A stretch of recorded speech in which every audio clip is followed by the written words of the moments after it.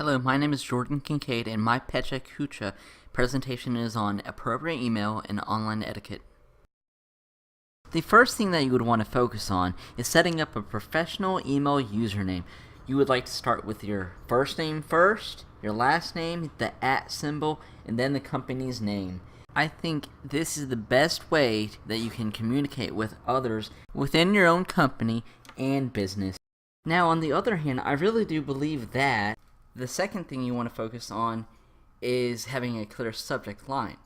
You want to make sure that your subject is summarized in a short manner to where it does tell what's actually in the email itself. And no confusion. Now, something that I recommend that anyone does is proofread. You have to proofread any type of document, email, anything that's going out to a colleague or a professor, anything. You don't want to have any errors. You want to go through it and be done. Now, there are things that you want to keep confidential. Can you keep a secret?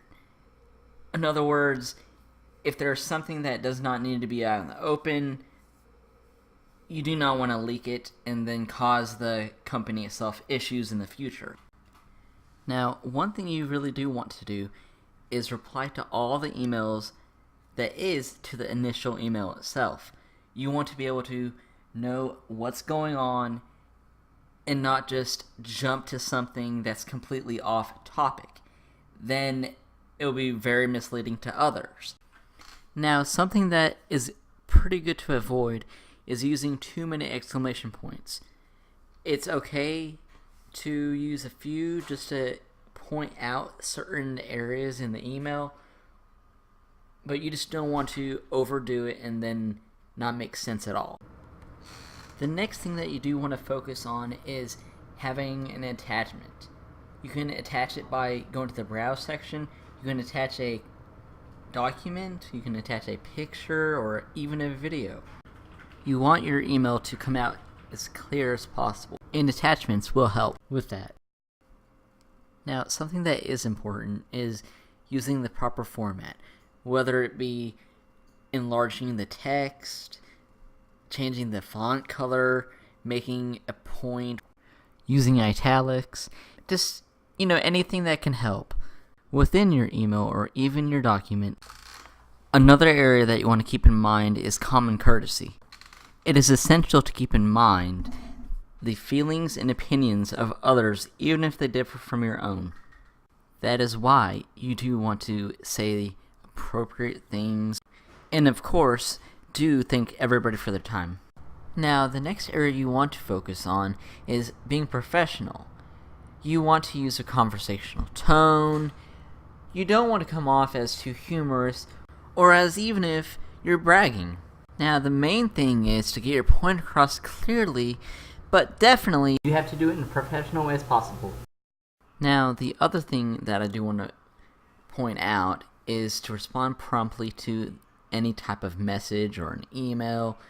You want to make sure that if it's an important topic, that it gets addressed in a timely manner and it meets the requirements for the company itself.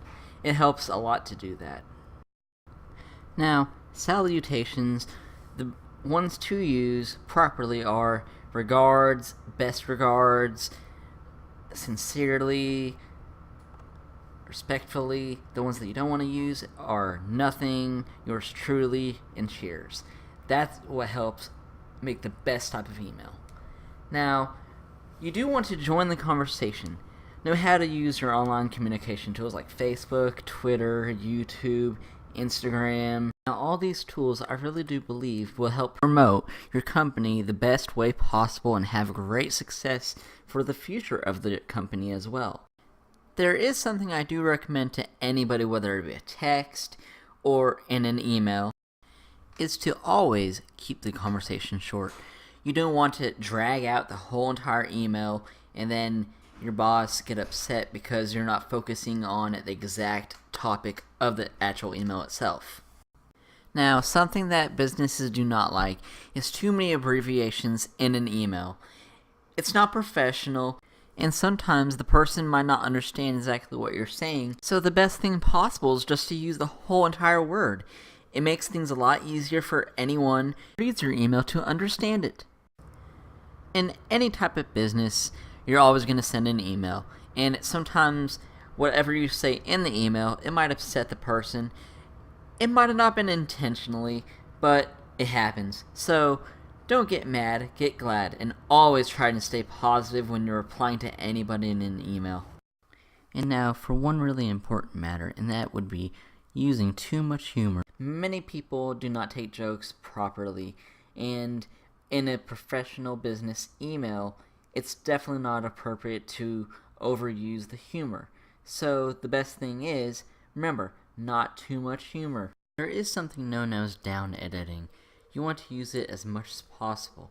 It is important because it allows you for faster communication times, and it even allows you to get rid of all the clutter from the previous emails that just does not even apply to the email that you're sending at that particular time. Now, there is something very important to know, and when you're in a business and you had to send emails to other colleagues, you would have to use your own signature, which consists of your first and last name, your company's name, and also your telephone number. Now, I really do think that is the best and professional way to end an email possible. Now, I'm pretty sure that the last thing I do want to point out to everybody is that sending a thank you note will really show how much you appreciate their business that you did with them. And it's just important to let them know, and it looks really good for your company that you do work for, and they will appreciate it too.